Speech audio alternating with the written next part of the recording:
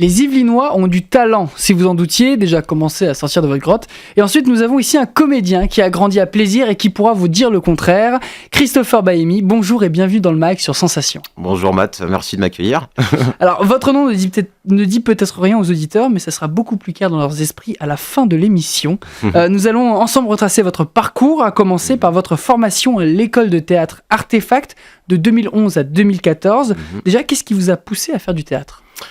Alors c'est marrant que vous me posiez cette question parce que donc moi j'étais au lycée des Sept-Mars, c'est un lycée qui est à 50 mètres d'ici. Et en fait, j'avais une prof de lettres qui s'appelle Charlotte Cabot et une prof de sport qui s'appelle Christine Lefebvre qui m'ont fait découvrir le théâtre. Donc en fait c'était en 2006, la France était encore en compétition pour organiser les Jeux Olympiques. Et ces deux profs ont eu l'idée de monter une pièce qui retrace un peu l'histoire des JO. Et donc j'ai participé à cette pièce et je me suis rendu compte que le plaisir que j'ai trouvé sur le plateau est le même plaisir que j'ai pu trouver dans le sport, parce qu'à l'époque j'étais sportif de haut niveau. Voilà. Et donc durant 3 ans, vous avez appris en quelque sorte à être comédien. Ouais. Est-ce que ça vous a aussi permis d'avoir des contacts ? C'est important dans ce milieu ? Ouais, je pense que d'entrer dans une école de théâtre, c'est important pour se créer ce qu'on appelle une famille. En fait, c'est des gens avec qui on va tenter, on va tenter des choses, on va monter des pièces, on va monter des courts-métrages, on va participer à des festivals de courts-métrages ou autres pour se former un peu sur le terrain, parce que c'est un métier, comme je disais tout à l'heure, un métier un peu d'artisan où on apprend en bossant, quoi. Court-métrage, festival, ça tombe bien. En 2013, quand vous étiez encore à l'école, vous avez joué dans votre premier court-métrage intitulé 42 aux 48 heures film festival. Exactement. On peut dire que c'est votre première vraie expérience ? Oui, parce qu'en plus, on avait été pris pour la finale. Donc, la finale de ce festival, en gros, c'est une diffusion dans un grand cinéma à Paris. Donc, c'était chouette de voir notre travail à l'écran. Et donc, c'est une amie qui s'appelle Charlotte Tocco, et un autre ami qui s'appelle Grégory Bélanger qui ont réalisé ce court-métrage. Alors, votre carrière de comédien commence vraiment en 2015 avec 2 pièces de théâtre, Les Éco-Gestes avec la compagnie Boss Capoc et Théodora au festival de théâtre Carabine Canoas, mais aussi à la télévision avec La Folle Soirée du Palmacho 2. Alors, 2 questions pour cette année. Comment avez-vous intégré ces projets ? Et on va le voir plus tard, vous avez souvent plusieurs pièces de théâtre par an, ainsi d'autres projets. Comment on s'organise avec entre la disponibilité mais aussi les textes ? Et faut avoir un bon agenda. Et puis il faut avoir l'amour du travail. Hein. Franchement, je dis ça, c'est un peu bateau, mais clairement c'est ça. Et à cette époque-là, je sortais d'école de théâtre et j'avais besoin de jouer. Donc je vais dire un truc qui est peut-être un peu négatif, mais entre guillemets, je prenais un peu tout ce qui venait. Et c'est une amie qui mettait en scène la pièce Éco-Gestes. Donc elle m'a proposé de remplacer un comédien pour faire le Festival d'Avignon en plus. C'était un spectacle jeune public, moi qui ai fait de l'animation, donc en plus j'ai un peu ce contact avec les enfants, donc c'était très bien pour moi et c'est très formateur. Les réactions des jeunes sont les plus sincères, donc c'était vraiment formateur pour moi, donc j'ai accepté tout de suite. Et le festival caraïbéen, c'est très marrant parce que à l'époque je bossais dans un théâtre, le Théâtre des Béliers, dans le 18e arrondissement de Paris, et je mettais des affiches au niveau d'un café et je croise Jean-Michel Martial. Il me voit et puis il me dit qu'est-ce que tu fais ? Je lui dis je colle des affiches pour le théâtre. Et il me dit tu fais pas des lectures, t'es pas un peu comédien ? Et je lui dis si. Et il me dit écoute, si t'as du temps lundi, tu viens chez moi, on se fait une lecture pour une lecture que j'ai envie de faire pour mon festival. Donc c'est assez incroyable. C'est vraiment c'est incroyable.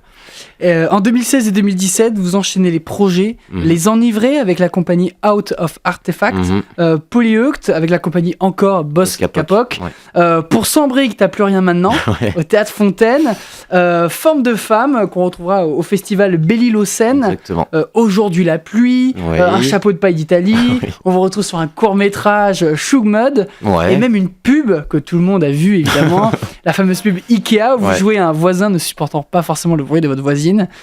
Beaucoup de projets en 2 ans avec j'imagine des façons de travailler différentes. Ouais, totalement. De toute façon c'est simple, hein. Le théâtre, la chance qu'on a dans le théâtre, c'est qu'on a ce qu'on appelle souvent des périodes de résidence, donc on a vraiment le temps de travailler sur la dramaturgie, sur la mise en scène, sur les lumières. On a le temps de vraiment former quelque chose de fort et puis de complice entre tous les comédiens. Et après, on a la publicité où ça va beaucoup plus vite. On n'a pas trop le temps de s'installer et là, il faut être efficace. Donc, on en apprend des deux formes, quoi. Et en 2017 commence aussi une aventure particulière, Intramuros. C'est une pièce de théâtre mise en scène par Alexis Michalik. Pour ceux qui ne connaissent pas, c'est celui qui avait mis en scène Edmond. Donc le Cercle des illusionnistes aussi, le porteur d'histoire. Un grand metteur en scène. Ouais, un très grand metteur en scène, c'est un génie. En ce moment, il a 4 pièces qui tournent à Paris et qui ne se sont pas arrêtées depuis leur début. La première, c'est le porteur d'histoire en 2011. La deuxième, c'est le Cercle des illusionnistes en 2014. Ensuite, en 2016, il y a eu Edmond. Et en 2017, Intramuros. Et comment ça fonctionne, Intramuros, pour vous ? Vous êtes tout le temps sur scène ou au contraire, parfois, ça se relaie ? Alors, ce qui est bien dans les pièces d'Alexis Michalik et d'autres metteurs en scène, mais lui, je parle de lui parce que je bosse avec lui, c'est que quand on est comédien et qu'on joue dans ses pièces, on est vraiment présent du début à la fin de la pièce. Et c'est un peu ce qu'on veut en tant que comédien, c'est jouer tout le temps. On a aussi la chance de jouer plusieurs personnages et aussi dans des registres différents, un peu comiques, un peu dramatiques. Donc on est tout le temps sur le plateau. Et on s'occupe aussi des changements de décor, on se change les costumes nous-mêmes. J'adore. Vous avez un rôle, comme vous me l'avez expliqué tout à l'heure, un rôle où en fait plusieurs comédiens se suivent finalement. Quand l'un n'est pas disponible, l'autre le remplace. C'est comme ça que finalement depuis 2017, la pièce continue de jouer. Exactement, c'est ça. Et cet été, en 2019, il y a eu une petite pause pour le Festival d'Avignon, un festival que vous connaissez très bien. Est-ce que vous pouvez nous en parler ? Pour vous, c'est un incontournable. Ouais, bien sûr, parce que c'est-à-dire que pour moi, le Festival d'Avignon, c'est le lieu de formation ultime quand on est comédien. Parce que déjà, l'avantage d'aller au festival, c'est que tout le public, toutes les personnes qui viennent voir des pièces ont envie de voir des pièces. Donc en fait, c'est génial, parce que c'est un métier compliqué, mais là, on a des gens qui veulent aller au théâtre. Donc déjà, ça, c'est super. Et en plus de ça, il faut réussir à bien parler de sa pièce, entre guillemets, la vendre. On s'occupe d'afficher, on s'occupe de faire le tractage, on est en relation, quand on est des petites compagnies, directement avec les directeurs de théâtre. On s'occupe de l'organisation de 1 mois. Enfin, pour moi, c'est ce qu'il y a de plus formateur. Et puis en plus, on croise plein de copains comédiens de Paris, donc c'est un peu l'endroit où il faut aller, quoi.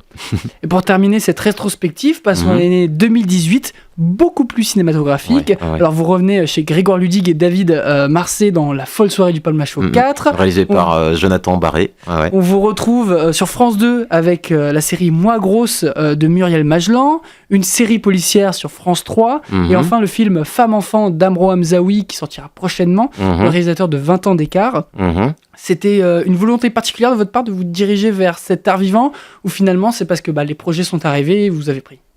C'est un peu des deux, mais clairement, alors c'est très personnel ce que je vais dire, mais pour moi, ce qu'on peut faire avec l'image, c'est ce qui se rapproche le plus de la réalité.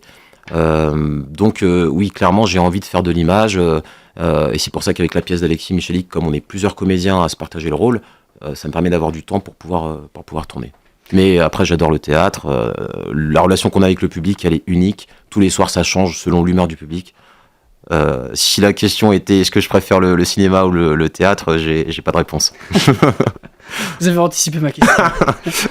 Aujourd'hui, quel conseil vous avez pour les jeunes qui veulent se lancer dans le théâtre ?